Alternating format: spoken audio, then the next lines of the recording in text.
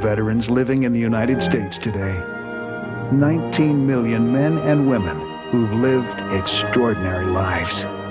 19 million stories worth telling. Stories about big wars and small gestures. These are the Americans who witnessed history. These are the wars as seen through their eyes. These are the stories of veterans from World War I, World War II, and the Korean, Vietnam, and Persian Gulf Wars. Each day, we lose 1,500 of those who served, and we lose more of our history as their stories go untold. Recording those stories is a part of America's history. The entire story will come together when you tell your part of it. Millions of Americans. Millions of stories. Tell your story. Ask others theirs. There's no story or sacrifice too small. I urge all Americans, veterans and non-veterans alike, to participate in this very, very important project. Veterans help to shape our nation's future. And only by understanding what they did for us can we truly understand the price of freedom. Hello, my name is Frank Boring. I am the Director of Oral History at the Michigan Military Preservation Society. We are a nonprofit organization that's building the Michigan Military Air, Land, and Sea Museum at the Gerald R. Ford International Airport. What you've just seen is an excerpt from a promotional film that was put out by the Library of Congress Veterans History Project. The Library of Congress Veterans History Project is an attempt to gather material, oral histories, documents, diaries, letters from all over the country of our veterans. Here at the Michigan Military Museum, we are a partner archive with the Library of Congress. What this means is that all the materials that we gather stay here in Michigan. We identify them, we put them into a database, and we will make them available to future generations to access through our website. What you're about to see is a raw, uncut oral history interview. At some later date, we will actually edit these and make them available through the schools. At this point, you will have an opportunity to see what it's like to have an actual oral history interview. These will be going on each week with a different veteran. We hope you enjoy. Hello, my name is Frank Boring. I'm with the Michigan Military History Museum, and this is a continuing series on oral histories that the museum is doing. To begin with, Martin, if we could have your name and when you were born and where you were born. Okay, my name is Martin Henry Bolt. I was born on Grigg Street in 1918, September 7th. And from there on, I proceeded to move out of there. We went up on Hall Street, and I lived there all the time that I was in service. And when I returned, I married and moved on. Tell us something about your early childhood and your early schooling here in Grand Rapids. Well, I started out at Hall Street School in the kindergarten because Holy Name Parish did not have a kindergarten. From there I went to Holy Name Parish for 8 years, and from there I went to Catholic Central, graduating Catholic Central in 1937.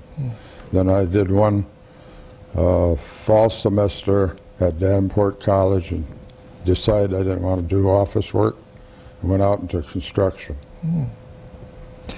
Who were your parents, and what were they doing for a living?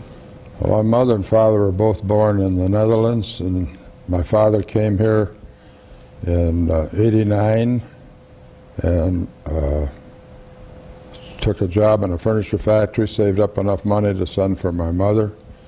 They arrived in the depot and went from right there to St. Joseph's Parish and were married on the same day she arrived.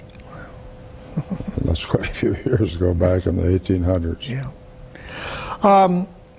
Right after your first year or your first semester there at Davenport, what were your options? What were you planning to do with your life? Well, if you recall, 1937 was a bad year. We just gotten through the Depression, and jobs are not ready or available, so the first job I took was as a drugstore, and I lasted there about 9 months, and I put my application in at the gas company, telephone company, and a Page Hardware. And all three of them responded within a week for interviews. I took the interviews, and I had my decision to make. And I asked my father, where do you think I should go? And he mentioned, he said, I've never seen a telephone man without a job. They work through all periods, so I ended up in the phone company. Now, what happened next that was more of a big step in your life, if you will? Well, I guess the biggest step was I met my wife in 1936. We both had different schools to attend. The girls' school was on one side of Jefferson and the boys on the other. Well, crossing the road one day, I seen her coming toward me, and I felt a sensation like being hit with electricity. I said, "Whoa, what's this?" I got across the street to Buddy I was walking with. I said, "Do you know those two girls?" He said, "Yeah." He said, "They're Cutler sisters." I said, "Oh boy, I got to find out who that one is." Then the rest of the school year, I got acquainted with her, and we started dating. I had already got the job when I bought an engagement ring. Presented her with a ring, and up till the time we were planning on getting married when I got my draft notice. So we delayed it. Tell us about getting a draft notice. Well, I was down in I was down in Lansing working, and I had to come back to Grand Rapids to register, which I did. Went back to Lansing to work, and I got informed that my draft number was 1037, which was pretty low. We got back into Grand Rapids after working there in Lansing. The job was finished. I went to the board and asked them what numbers they were at. They were pretty close to mine.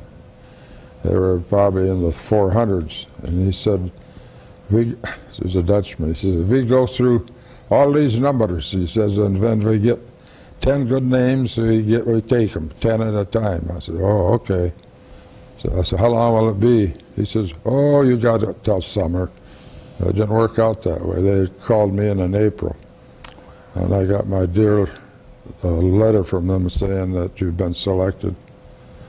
So that made a complete change in my life and my future.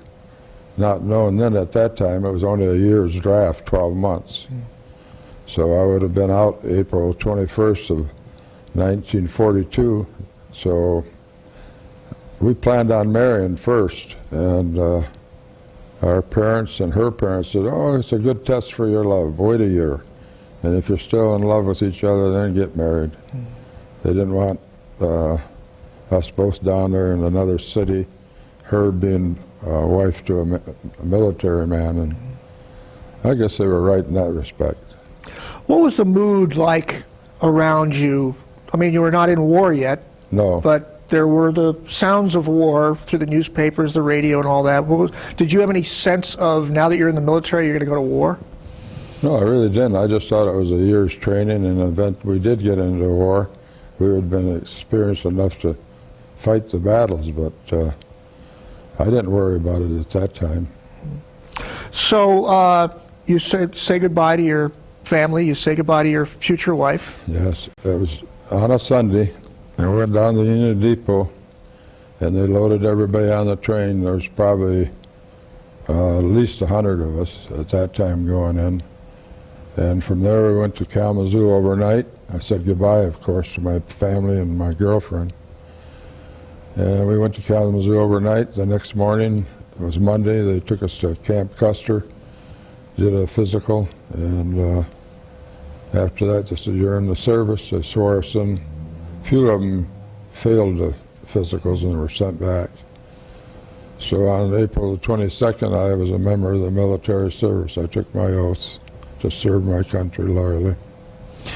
Did you have any choice in terms of what branch you were going into? Not really. I guess about the only thing I can say about the choice is you just had it. They told us after you got to your Army base, they would go through our records and see where we'd do the best to serve our country. So where did you go for basic training? I went to Camp Livingston, Louisiana, and then we had 6 weeks of training down there. We were confined to the base. We could not leave or do anything. And after our basic training was over, then we could get our first pass to go to town. Well, what was you're from Michigan.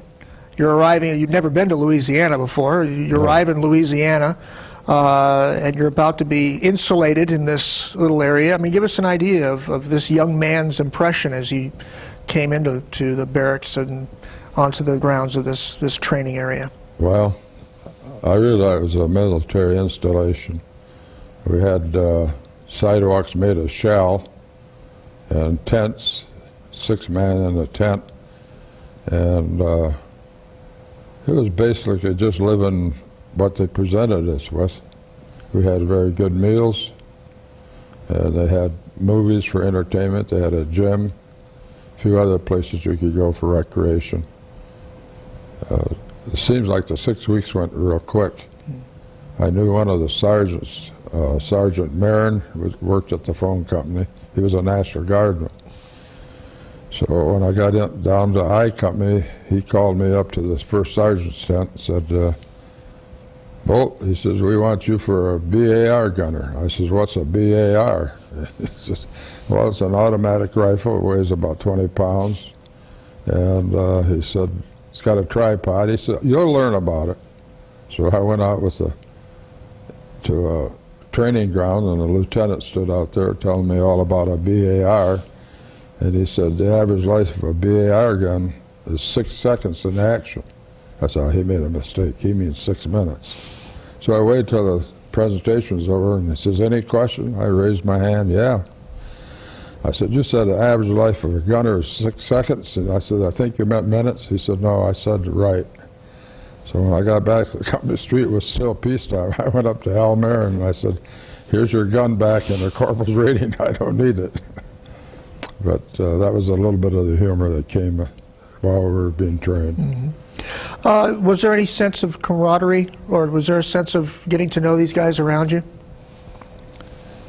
Well, to be honest with you, the National Guards were all friends and knew each other, and they'd been down there from November, and they kind of stayed together in one area, and the draftees visited back and forth and became friends. Yeah, there was some. Mm-hmm. In terms of your previous experience in the phone company, was there any thought of your going into that element, or were you just training to be an infantryman? Well, I trained from April till about August as an infantryman. Then they put a notice on the bulletin that they needed some communications men. The school was going to start, so I offered to go to that class, and we spent 3 weeks. Of course, I was already knowledgeable to what they were telling us, and I had already experienced in climbing telephone poles, so I did pretty well in the class. I got my diploma. I made my first mistake. It said, go to the 5th Army. And I thought, I don't want to go there and meet all new people.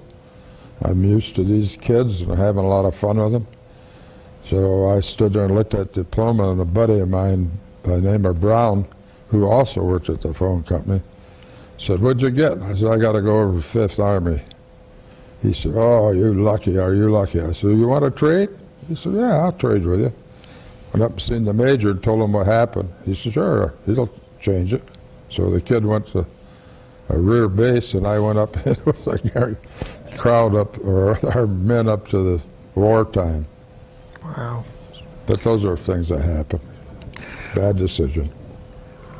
The other Red Arrow veterans that I've talked to said that the training that you actually got was really more World War I based. I mean, tell us a little bit more about the one thing about the training itself and whether or not it had any application to what you eventually got into. No, there was nothing. The training we got was for civilian type countries where go from city to city using highways and side roads, which is understandable. We didn't realize that the war was going to be in a jungle. So we had no training at all with jungle warfare, none whatsoever. So after you made this decision, you're now in the 5th Army, what was the next step? Did you get a notice that you're going somewhere, and where did you go next? Well, we stayed right at Livingston. We got a 72-hour pass, and we went down to New Orleans. There was 5 of us, and on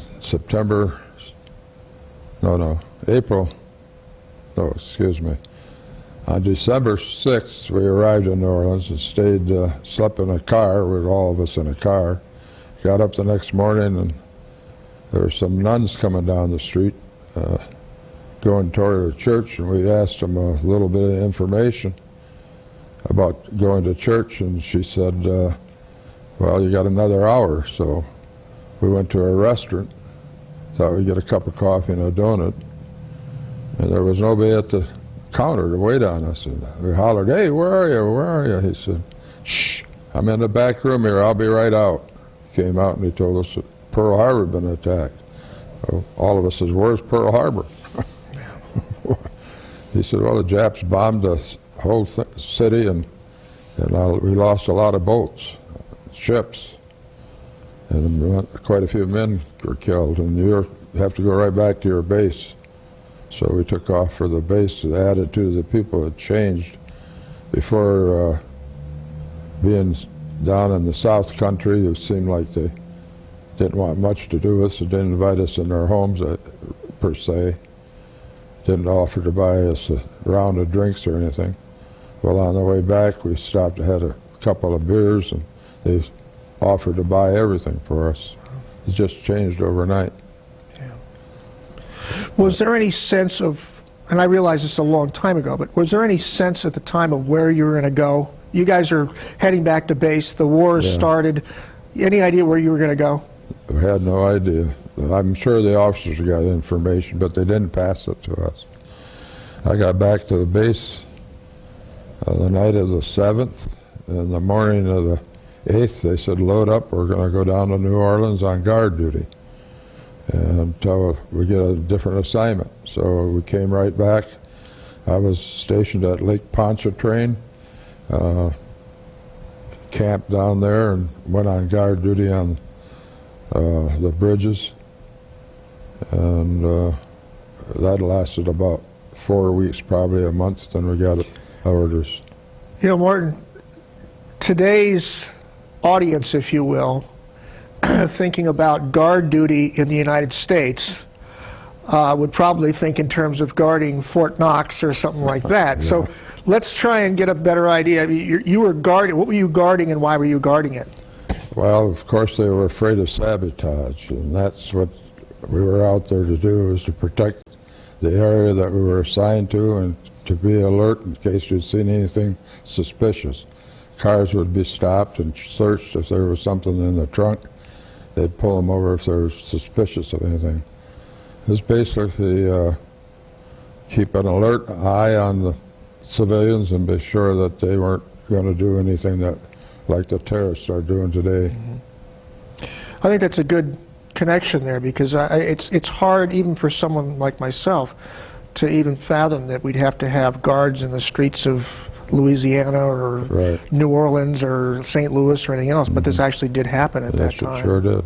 So once the guard duty period was over with, what was your next assignment? Where'd you go? Well, we got orders to go back to our camp and await the next assignment.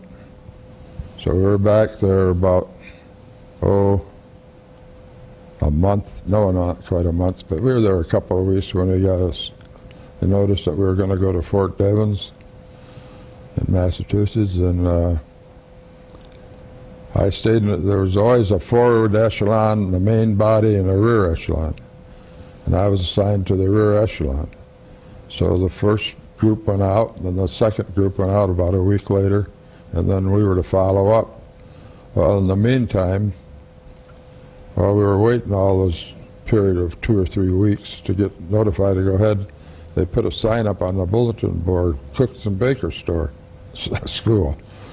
Well, the unit I was with was an artillery unit, so I said, okay, that's for me. I'm going to go there and get some education rather than just sit on the company street. So I went to the school, and while I was at school, they called the rear echelon up. So they didn't want to break our classes up. There was about 10 of us from our company that were in the school. So we stayed behind to get our diplomas, which was about a week or 10 days. Got our diplomas, and they wanted us just like that overnight, straight to Devens. So they loaded one complete railroad car, passenger coach, and we went highballed all the way across the United States to catch up with them. Well, I got up there during about Ash Wednesday, during Holy Week, and I went to the barracks where they're assigned to. I was there about 4 days, and they gave us a notice to go down to the docks where we're going to Europe. Well, I guess everybody knows the history of that. We didn't go to Europe. The Jap had broken through at New Guinea, and they were marching toward Port Moresby, and Australia was in danger of being invaded. Well, MacArthur wanted the 1st Division that was ready to ship, and that was us. We turned back, got on trains, and headed right back to San Francisco.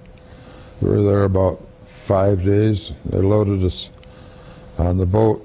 I went on the Lurline, a passenger ship. Ironically, it was April 22nd when I boarded it. 1 year and 1 day in service. And we arrived, we stayed in this convoy. A complete division was shipped all at once. That's the first time that was ever tried. And we arrived May 14th in Adelaide. We were scheduled to go to Sydney, but because of the Coral Sea battle and the secrecy, they didn't know if the Jap won that battle or Americans. They were really sailing to get us. They had intended to hit that convoy I was in. And as it was, the Americans won, but as a defensive maneuver, instead of going to the middle of Australia, we went down to the base, similar like Florida compared to New York. And we went there and trained there for a while. Martin, how old were you at this time? Well, I was 22 years old at this time. Born September 7th, and we landed May, so I was just 22. Yeah. Now, when you arrived in Australia, a 22-year-old kid from Grand Rapids, Michigan, what was the reaction of the Australians? Did you have any contact with them at all? I mean, was there any Yes, kind of... I did. When we would get a pass and go to town, they were very receptive. They invited us into their homes. Most of their soldiers were prisoners, I guess, in Tobruk, where they had fought. And they treated us very royal, very nice. What was your training like there? Learning how to eat mutton. We had a lot of different food when we arrived there, not as much beef as we had in the States. But our training was basically the same thing we're doing in the States, maneuvering out there, setting up CPs, which is a command post, and just waiting for the next assignment to move forward. Now, what was your rank and what was your position, your job, so to speak, within this organization? Well, of course, I went in a basic private, as everybody does, unless they had military training or been to a school. And I was a basic until I got into communications, and then I ranked out as a private first class. So I stayed as a private first class the first year and a half, 2 years, and after we got out of action, I got a corporal assignment. But you were a private there in Australia. No, I was already a first class. First class, yeah. okay. And then you were a radio. You were in communications. Communications, right. Switchboard. I tried for radio, but I couldn't pick up a Morse code quick enough, so I stayed right where I was. So let's get an idea of where you fit into the scheme of things. The training is, what, beach landings, or you said setting up command posts? What were you doing, though, Okay. while this was going on? Until we went up to Camp Cable, which was in the middle of Australia, Brisbane, we didn't do more than what I already mentioned. Mm-hmm. But once we got up to Camp Cable, we started stringing wire up in the woods and camps up there.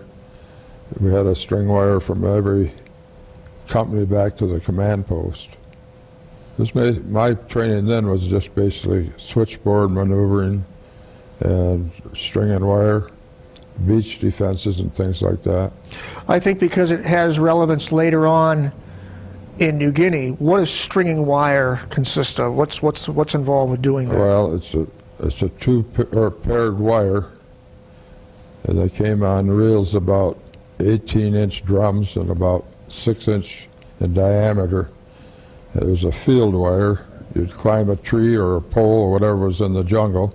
Of course, there's no poles in the jungle, but at Brisbane we had some there. You'd climb up, get it above the height of trucks or any equipment that's going to go through, tie it in, spring it all the way out to a company, like I or K company was based maybe a half-mile away from Regimental, which I was in. Regimental was a command post. Everything had to go through us in order to be completed in their assignment. So your experience in the telephone company, you could climb trees fairly easily. Did you have the kind of equipment that you have when you see with... Same equipment. You have these spurs, okay. Belt. So you go up a tree, string it high enough so that it doesn't get interfered with trucks and all that, come back down, walk the wire to the next tree, climb that tree, and then... There's usually 3 men climbing at a time. Oh, okay. So the first man would tie in, the next man on the next tree would pull it up tight, tie it around the tree, and then the third man. Then all 3 of us would come down and go on up. Oh, okay. And the Jeep was right behind us. We had 2 types of field wire, a heavy one and a light one. But we usually was more light than they did the heavy, because it stands to reason. It's heavy a heavy reel. Heavy wire is about 10 times heavier than the small reel. Okay. We're talking 20 to 80 pounds probably. Did you have, I mean, you're climbing up a tree, you're wiring stuff up, you're coming down, you're going up, there's a Jeep behind you. I realize that your mind is geared towards your work, but was there any sense at all of you're going to go into battle and do this? No. I guess none of us ever feared it or even give it a consideration. We figured eventually we'd get into action. But that looked like it was a long time down the road. Basically because we didn't get the maps and the information that the officers were getting. They didn't want to alarm us, I guess. Did you have access to radio broadcasts, newspapers? Did you have any idea what was going on in the world? Very little. But most of the information that I got came from home, people writing back to me and telling me what was going on. It wasn't the day of the cell phone where I could just pick it up and say hello. Sure. See, I guess what I'm trying to get across is that that particular period of time was really the dark days for America. And, you know, all over Europe, all over Asia. Did you have any sense at that time that, actually, we were losing? No. Was there any sense of that? Well, we got a little GI newspaper out once in a while, and there would be information of the battles in there. But we never had a total picture. Okay. So what happened next? Well, where did I stop? Did I stop at training? Yeah. Yeah, you were stringing wires in Australia, in the middle of Australia. Okay. We were there about 6-7 months, and we got a notice to pack up. We were going to go into New Guinea. Of course, they didn't tell us where we were going. Excuse me. And we got on our trains, went down to the boats and loaded up, and within 4 or 5 days we arrived at Port Moresby. And after landing, we went to an area There was a large hill behind us, background, and we stationed down below and we set up a camp there. It wasn't more than 3 or 4 days. The flies were just horrible. It would start getting dysentery, so then they called it the dysentery ridge up there. Everybody was getting sick, but eventually we overcame it, got better rations there in the kitchen, and from there they started assigning the companies to go over the mountains. Well, let's spend some more time at Port Moresby. This arrival into New Guinea, I take it, was different than the arrival into Australia. It's much more primitive. Would that be accurate? Well, that's pretty close to it. We've seen our first natives. Okay, let's talk about that. I mean, you arrive there now on the beach in New Guinea, and what do you see? What do you? Well, there was a little town called Port Moresby. It had a few buildings and a few hotels, like any other city, but we were stationed about 4 miles out from it. We'd go in town once in a while with a wire jeep to get supplies and come back. That was our only contact with the city at that time. They were back where our bivouac area was, or where we were camping. The natives were curious and would come in, and as we were curious to see them too. One of our men from town here, Eddie Zielinski, shot a parrot out of a coconut tree. Boy, those natives went wild. They couldn't communicate, but they wanted that bird in their worst way. So we gave them the bird, and they took a little coconut husk and lit that, just held it over temporary, and they ate the remains of that bird. I guess they burned the feathers off.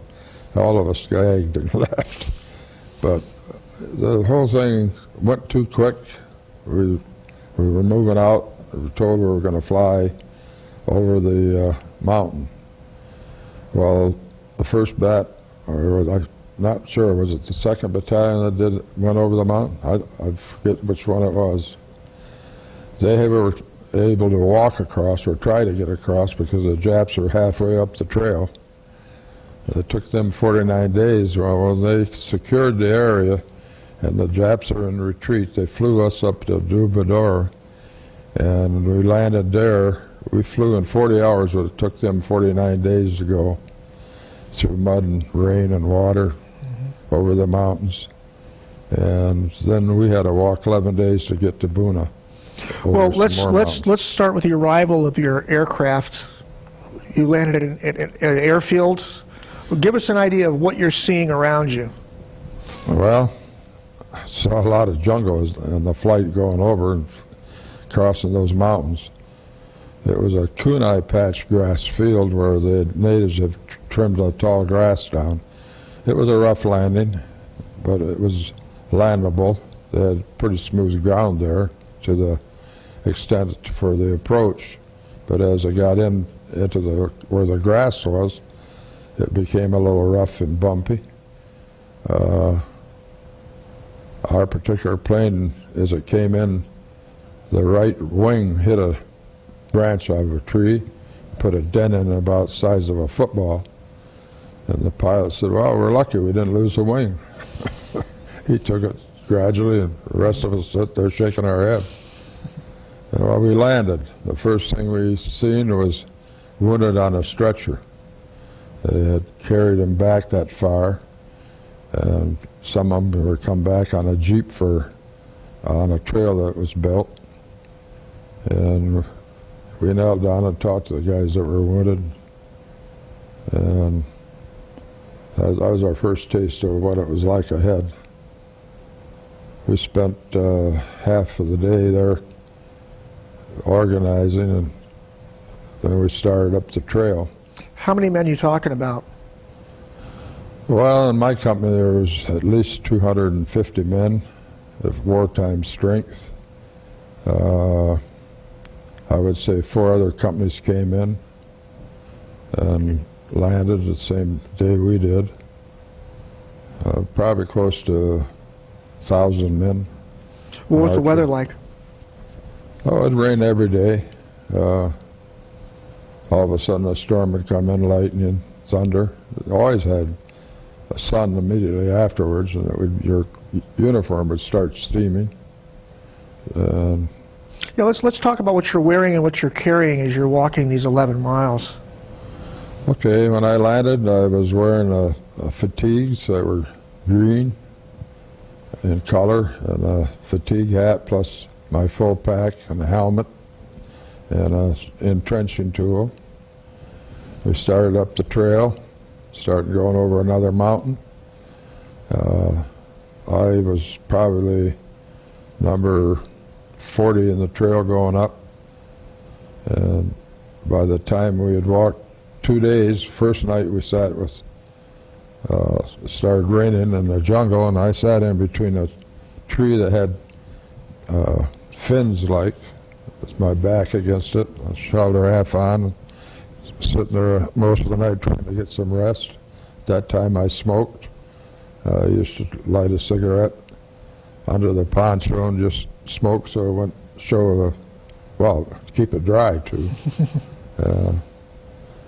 Then we marched for about 3 days to get over this mountain. It was muddy, terrible conditions. You had to pull yourself up on trees or vines or whatever there, and chopped out steps that the natives had made a long time before we arrived. So there was some semblance of a trail? Oh yes, going up that part. I prided myself at that age. I was 6 foot, probably 180 pounds. And I said, I'm going to beat everybody up this mountain. And I did lead. I got up there within 100 yards of this village where they were having a ration drop. When one of the cooks went by me like I was standing still, and he chuckled all the way. He said, I'm just going to beat you, really. So I came in second anyway. Yeah. You just mentioned ration drops. What is that? Well, you can only carry so much food with you. So they would have a designated village, and they'd come over the village and kick out rations on parachutes, and then everybody would resupply with the rations. In fact, I think that's where the first casualties, one of the airplanes with the colonel was on, crashed into the woods. It's quite a history about that flight. There's a place in Ohio, Franklin, Ohio, that has a museum. General Gill, our commanding general, who was in charge at this time, was his hometown. And we would just, can't imagine just what was like ahead of us. We knew what we were at, the present, but we knew we were going toward combat because we'd seen the men that had, the Australians that had carried back.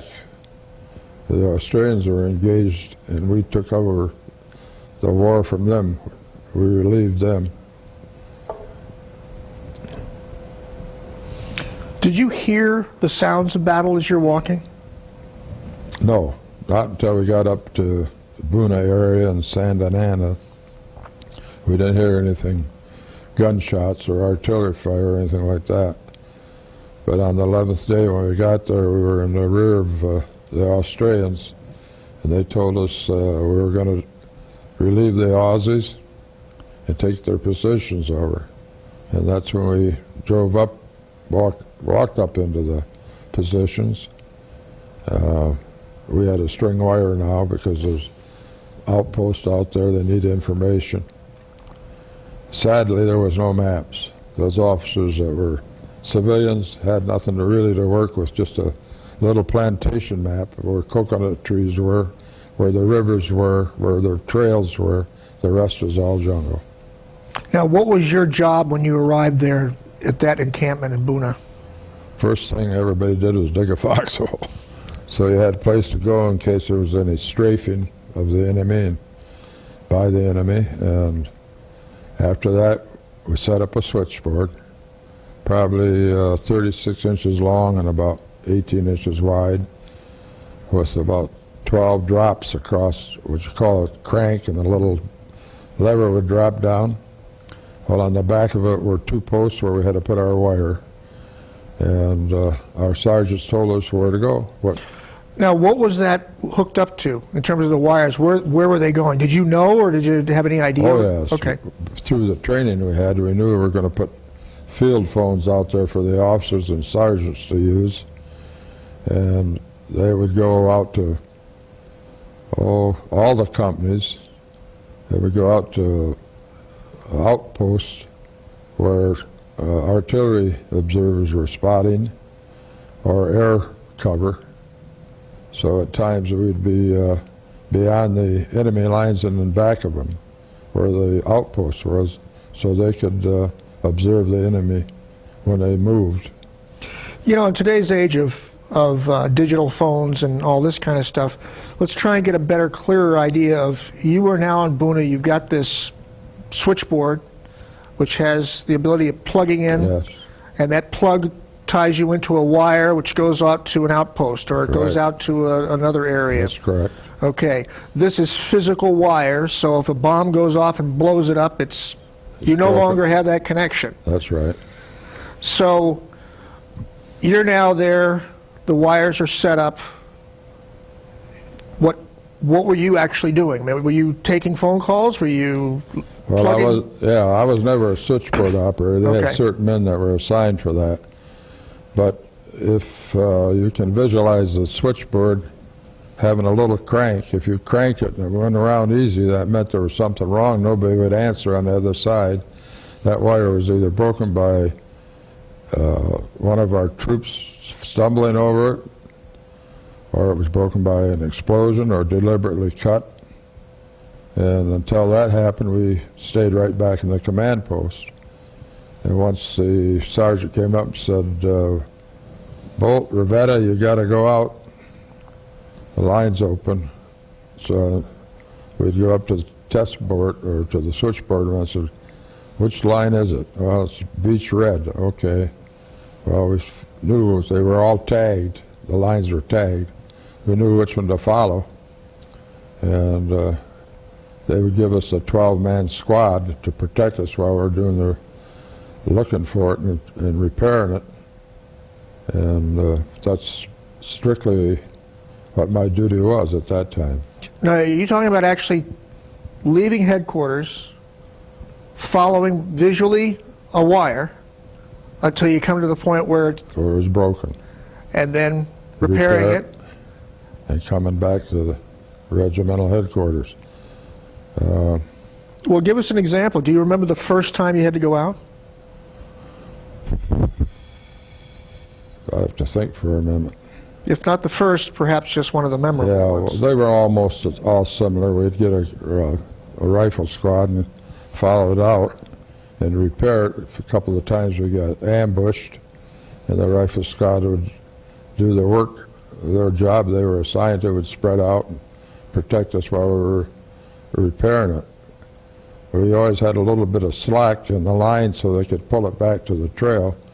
But when we strung it, as the company moved forward, we would always walk off the trail about 3 feet, 4 feet, and try to conceal it and just stretch it on the ground. That time we didn't put it in trees in the jungle when we were in action, because obviously they'd see it. And we'd try to string it back off the trail.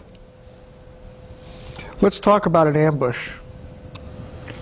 Well, an ambush is just what the word means. It's the enemy sitting out there waiting for you, deliberately cut the wire, and you'd come out with your squad, and they'd have 2 or 3 men on the trail, set up with a machine gun, maybe a half a dozen off the trail waiting for you to come through. I know one incident that we got ambushed at Baker and Spencer from that line company, or rifle company, were shot in the head, both of them.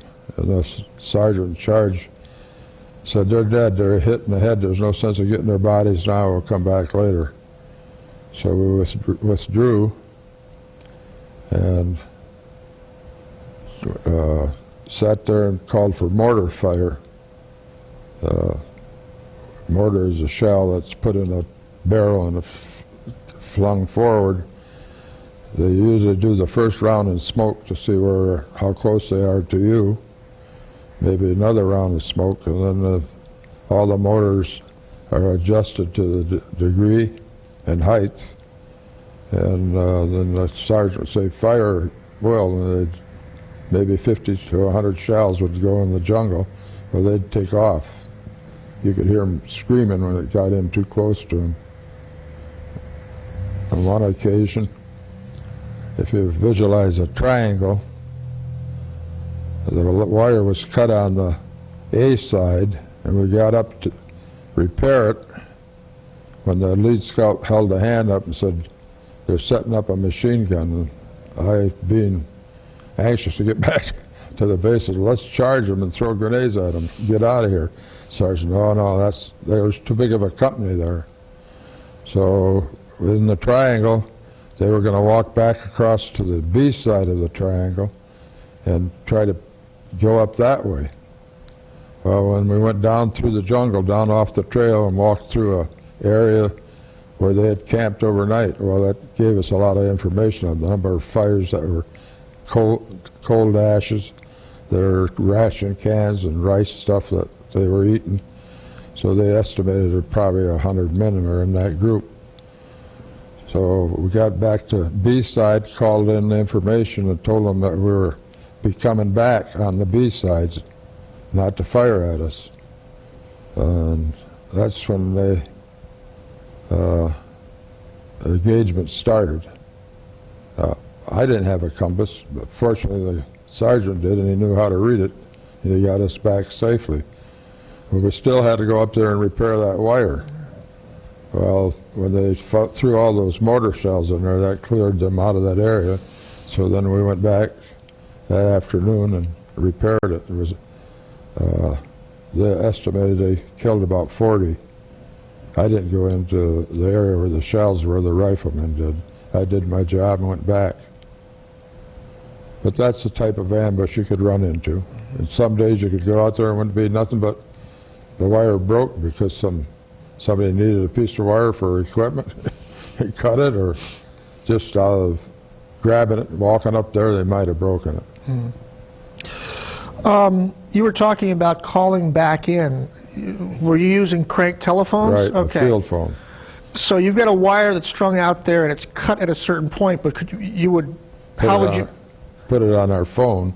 Okay. The two terminals, and just hand crank it, which had a small generator in it, and that would go to the switchboard, that current, and it would drop a little square lever, maybe an inch by inch, and then the operator would plug in and get the information from us. Okay. Where did you go from there? From Buna? Yeah. Well, we stayed to Buna for something like a month and a half, 6 weeks, and another division came up to relieve us from Pennsylvania, and we were pulled in the rear area and spent New Year's and Christmas in the rear area. And if we had a little connection with the medical department, we could get some GI alcohol and make it a little drink up with the orange synthetic juice they used. And from there we went back to Australia to regroup, to rebuild, and we was back in Australia and get our pay. We hadn't been paid in months, and they took us down to a resort area, Tweedhead and Coolangatta, and we were on that beach for about 5 weeks, recuperating and enjoying the Australian cities. We'd all grab a train or bus and go to a different city for recreation on a weekend. We were issued new sweaters and new fatigue, or new cottons. We really looked good compared to what we did 4 months ahead of that. Mm-hmm. But we slept many a night with wet clothing, wet shoes, never dried out. Your feet looked shriveled. So this time we really were living it up. Mm-hmm. Did you see combat again after that, or was this on your way? Oh, okay. I stayed with the division from New Guinea. We went back in January of 44, we went to Sador, made a landing there. Atapi, made a landing there. Let's talk about these landings. Well, you would get on an LCI, a landing craft, and from a safe base you would start out for Sador and make a land invasion. It's just like, it's the same thing. The LCI would go up to the beach, drop the front end down, and you'd run out of it up the beach. It usually was softened by artillery fire from the Navy, air fire, air bombing. And once you hit the beach, you'd have a assigned area to secure. There's always red, blue, and white beach. And whatever one you were assigned to, you'd go in there, and that's where you'd set up your post, command post. Was there very much resistance when you first arrived?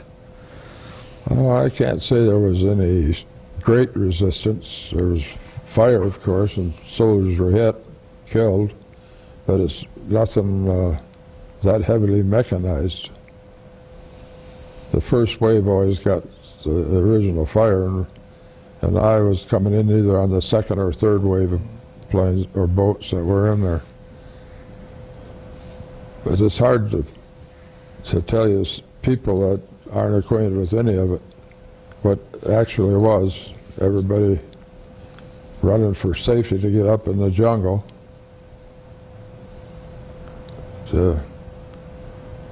It's just what you have to do, you have to do. So when you hit the beach, you're hearing gunfire. Yes. And I suppose you're actually seeing guys getting hit. Not too much. They were already up. The first wave was really up into the jungle already. Yeah, we've seen the ones that were killed laying on the beach. So then you get into the jungle itself and you secure your area. Yeah. What happens next? Well, then that's where the battalion or commanders call back and tell them what they're facing. Then the headquarter officers are stationed with us, the colonels, and they make the decision which way to move, which way to call for artillery or to call for bombing. On one occasion, we were supposed to set on the Red Beach, and we went in. We got up, probably a mile inshore, when we heard planes approaching. Oh, here they come. It was our own planes bombing an airstrip, and the ground was just like jelly. We were laying there, and we said, this isn't right. They're almost hitting us. When the captain came up behind us, he says, what the hell are you doing up here? I said, our sergeant turned around and said, well, we're trying to get to Red Beach. He said, you're not even on Red Beach. So we were landed wrong and turned, well, we landed right, but instead of turning right, our sergeants and officers took us to the left. And for once, we knew what it was like right up at the front where the bombs were hitting. But, so in terms of what your job was, were you running wire at this time, or are you just part of the group that's moving forward? We were part of the group that was moving forward, and we were going to set the command post. But after we were told where our beach landing was, we went over there and we razzed our sergeants and the officers quite a bit. Set up our command post, dug our foxholes, and waited for further orders to advance. And when you got the further orders to advance, where did you go from there? Well, we'd go up further into the jungle to drive the enemy back. It was, sometimes you would sit there 2 days, 3 days before you could move, before they found out how to get through the line, how to surround them. Remember, again, they didn't have no great maps like they did in Europe or any other country. You know, some of the other Red Arrows were talking about the snipers as a constant threat. Did you have a problem with the snipers? Yeah, we did. We had 3 or 4 sharpshooters in our company, and we drew fire from the snipers. A couple of our men got hit, and they got the sharpshooter up there. They'd fire up there in the tree that they'd wait for him to fire. They knew where he was. They'd pick him off, and most of them would fall out of the tree right into earth, but some of them were already tied in with a rope or vine or something. They were kind of probably cautious. They were afraid they'd fall out of the tree. Mm-hmm. So that particular battle was actually won, right? You guys got through, and yeah, they got they cut a line between Atapi and Sador, and the enemy were divided. As they had them surrounded, so they made an effort to get through, and they picked them off as they came through. And then from there, that island was secured. Yes. Yep. So then where did you go from there? Well, after we left Sador, we went to Atapi, and from Atapi we had the same experience there. We were there about 100 days, 3 months at Atapi. And then from there we went to Morotai and did the same procedure, fight the enemy.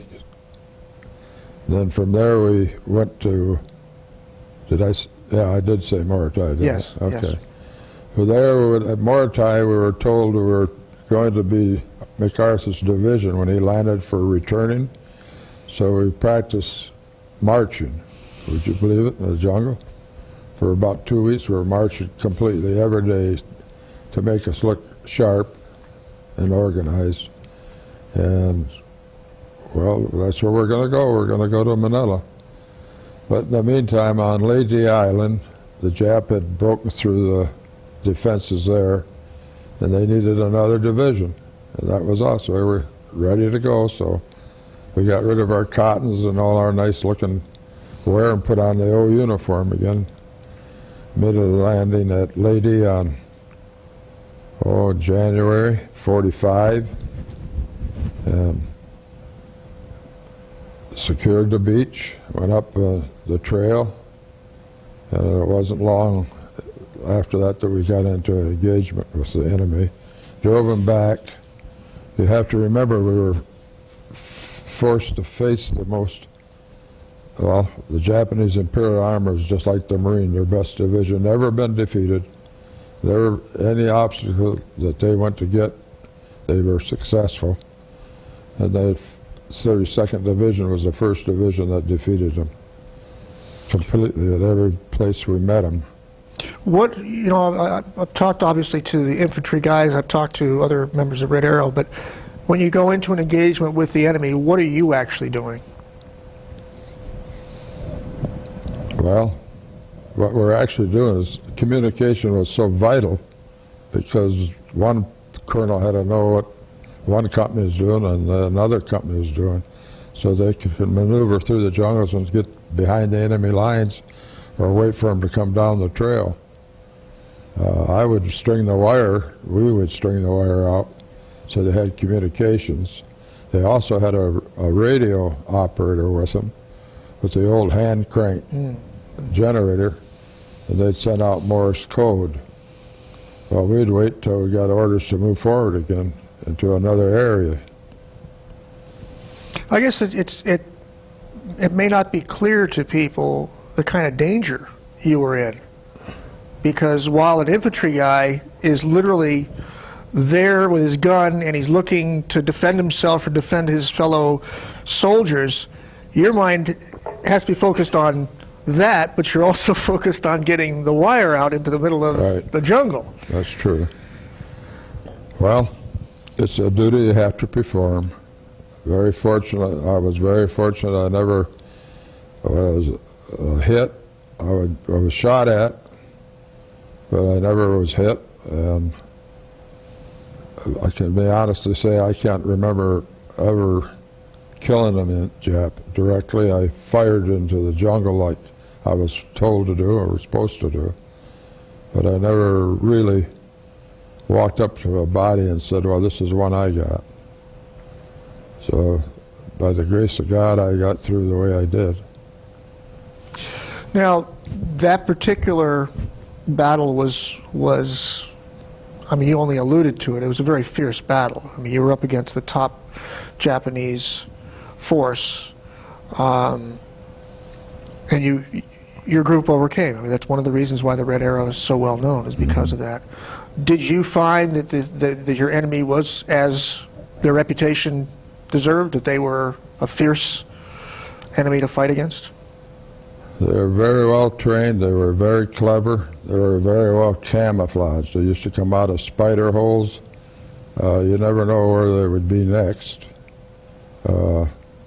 We took great pride, our division took great pride in accomplishing as much as we did. And in all our reunions and we get together, we occasionally talk about it. Yeah, we walk with pride. You know, one thing that is kind of hard to get across is that if you're in an environment, in Europe, for example, you know, where you're fighting house to house or whatever, but jungle fighting is completely unique. You have the weather against you, major tropical diseases, malaria and whatnot. We haven't even talked about malaria and things like that. Were there people around you affected? Were you affected? Well, I was fortunate in one way. There was myself and a man by the name of Bronzel. We were the last two to get malaria in our company. And strange it must be, I got malaria in the hospital. I was taking my pills faithfully. They were anadabrin. It's like a similar synthetic quinine. It kind of controlled the mosquito bites.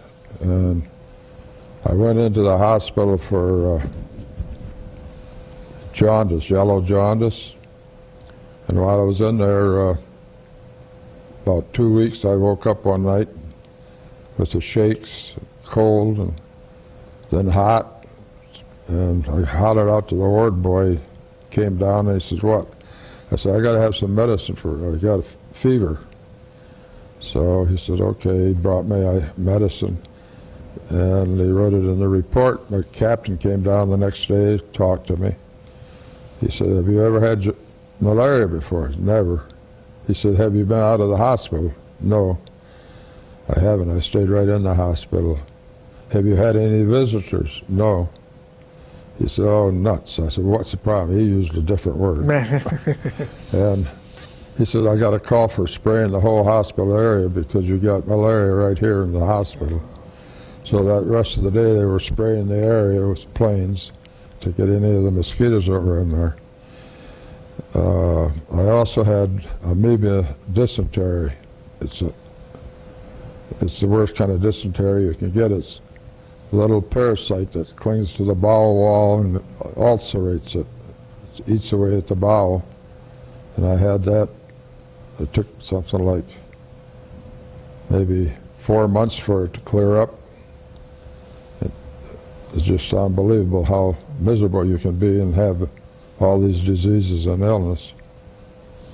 You know, one of the things that's really amazing that I've heard from the other members of your group is that even if you did have malaria on the line, that didn't necessarily mean you were going home or even to the hospital. It didn't help you a bit. Yeah. You had to stay. I can remember my buddy, Joe Rivetta, in the foxhole next to me. He was a corporal at that time, my boss. He had 104 fever, and I took care of him, give us canteens of water, and try to give him food to eat. You had to have more than 105 to get back to the rear base, to the hospitals. And at times, we had maybe 50 to 100 men on the front, on our flank. Most of them had malaria. They just had to sweat it out. And still fight. Yeah.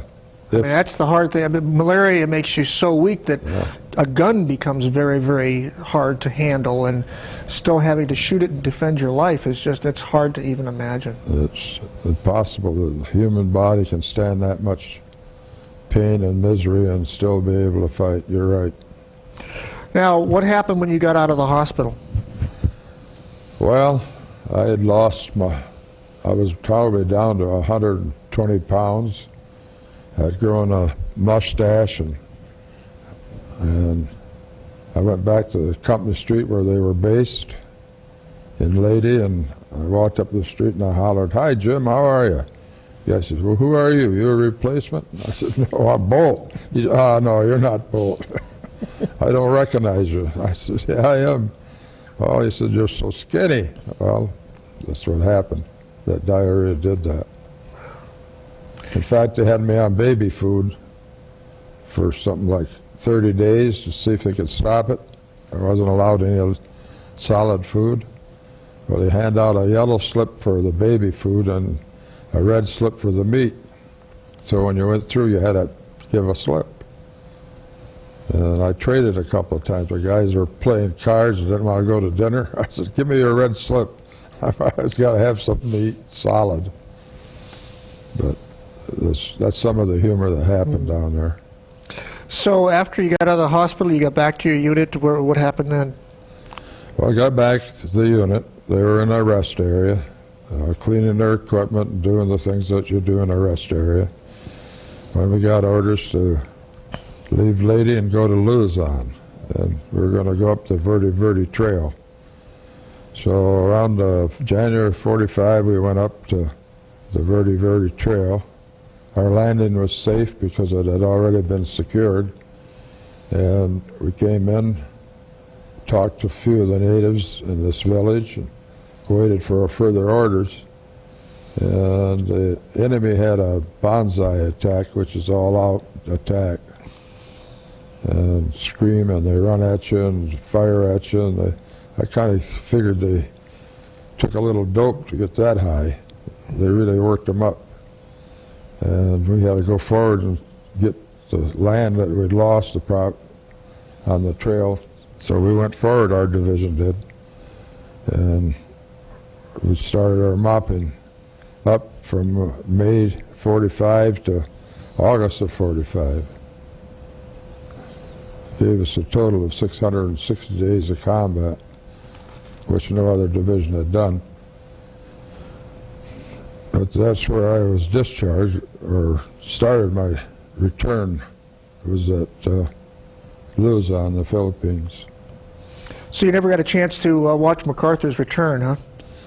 No, I didn't see it. Some of the men of our division did get to see it. Yeah, Janecki told me Yeah. he was on the beach, actually. Yeah, he was on the beach when he came. Yeah. That was a great story he told, by the way. Yeah. You'll have to watch it. I know. I heard it. Let's talk about these bonsai charges. I know what one is, but try to give an idea of for somebody who has no idea what that means. Well, it's an all-out attack, and it's the Japanese soldiers worked themselves into a frenzy. I don't know if they're.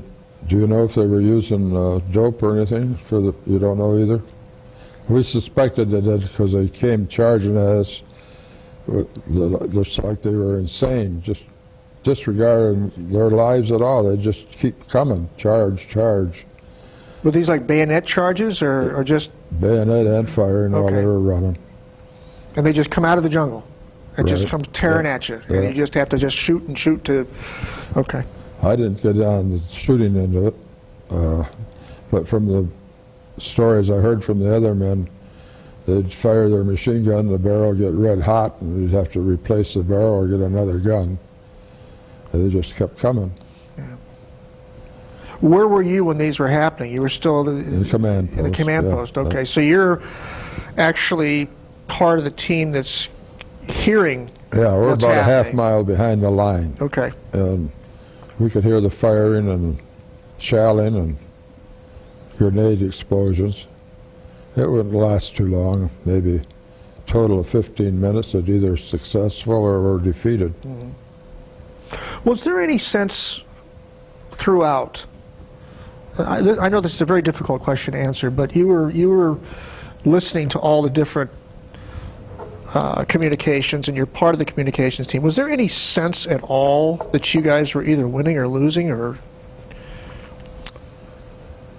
Well, we knew we were winning because we were advancing. Okay. And As for the information that was fed back to us, it was very little, except casualties.